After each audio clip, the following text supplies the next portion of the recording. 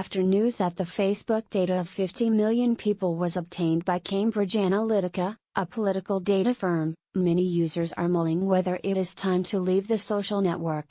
Even a co-founder of WhatsApp, which Facebook bought for $16 billion in 2014, declared that it was time to delete Facebook. But while deleting your account is as simple as clicking on a few buttons, Facebook may be too ubiquitous to truly quit. For one, it would probably be inaccurate to say you have removed Facebook from your life just by leaving the site. Chances are you still use WhatsApp, the largest messaging app in the world, or Instagram, the most popular photo sharing app. Facebook owns both. Keep in mind that Facebook isn't the only company capable of collecting your information. One big culprit, web trackers, like cookies embedded into websites and their ads. They're everywhere, and they follow your activities from site to site. You can quit Facebook if you simply find no joy in it. But if you're looking to leave for philosophical reasons concerning privacy, it's a futile effort. You may be better off tweaking your privacy settings on the site. Here are some answers to questions that many people are posing to the New York Times via social media. What are the alternatives to using Facebook, Instagram, and WhatsApp? There is no real substitute for Facebook if you're looking for a social network that includes virtually everyone you meet in real life. Social networks are all about the people on them, and Facebook has more than 2 billion monthly users. You could consider Snapchat, which has about 187 million daily users, but it's a far different experience. You primarily use it to send photos that self-destruct, with an interface that many people find confusing. There are plenty of alternatives to WhatsApp, but they have drawbacks and aren't as far-reaching as WhatsApp, which has more than 1.5 million monthly users. Signal is a solid app for secure encrypted messaging, but it is still a young service with a relatively small number of users. You might be able to get hundreds of your friends to join Signal, but chances are you have friends or family in other countries, and WhatsApp is the go-to messaging service internationally. For example, practically every smartphone user in India, more than 200 million people, uses WhatsApp. Another WhatsApp alternative is WeChat, a Chinese messaging app that has about 1 billion monthly users. But the majority of people on that service are in China. And WeChat faces its own privacy issues because of China's notorious reputation for mass surveillance. Tencent, the company that runs WeChat, denies that it stores the chat histories of its users. But WeChat users have been arrested over conversations they have had in the app, and chat transcripts have been used as evidence in court proceedings.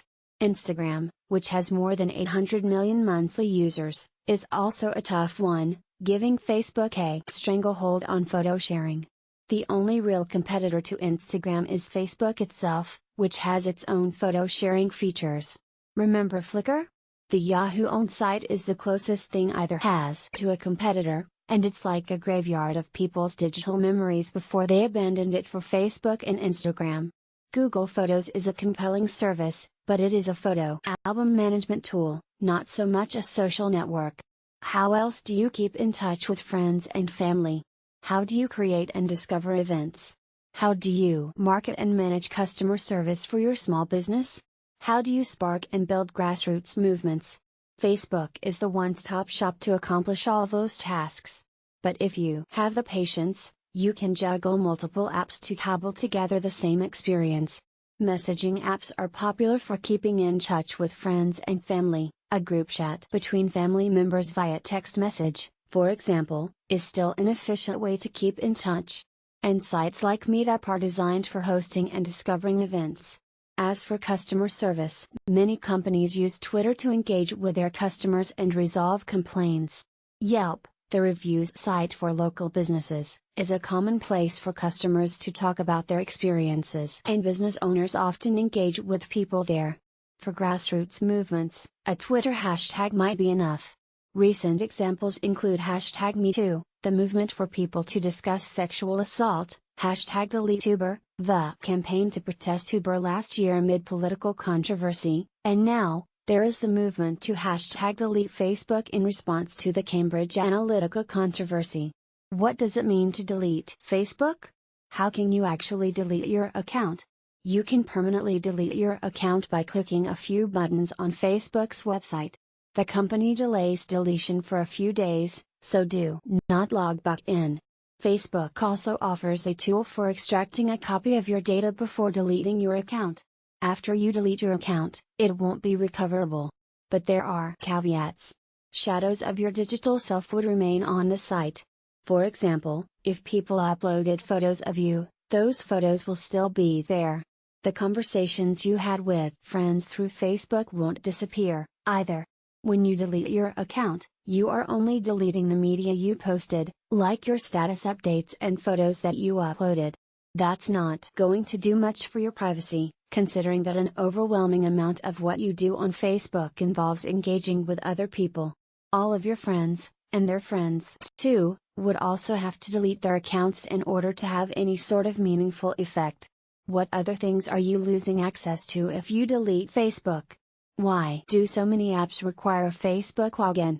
One painful part of breaking up with Facebook would be potentially losing access to the many third-party apps and websites that are tied to your account.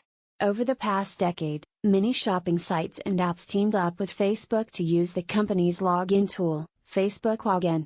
Facebook Login became popular because it was a good product.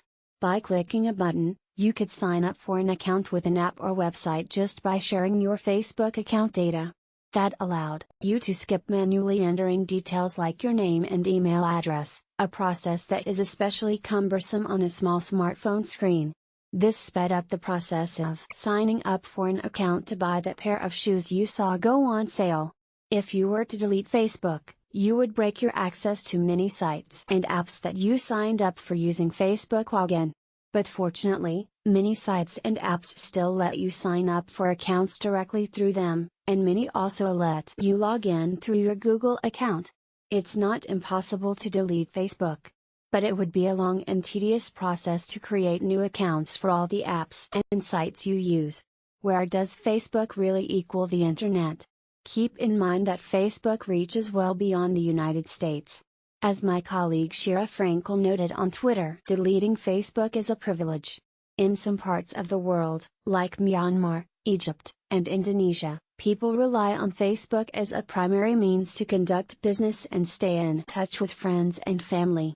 In Africa, Facebook has struck deals that offer basic services, centered on those provided by Facebook, to residents for free. The New York Times,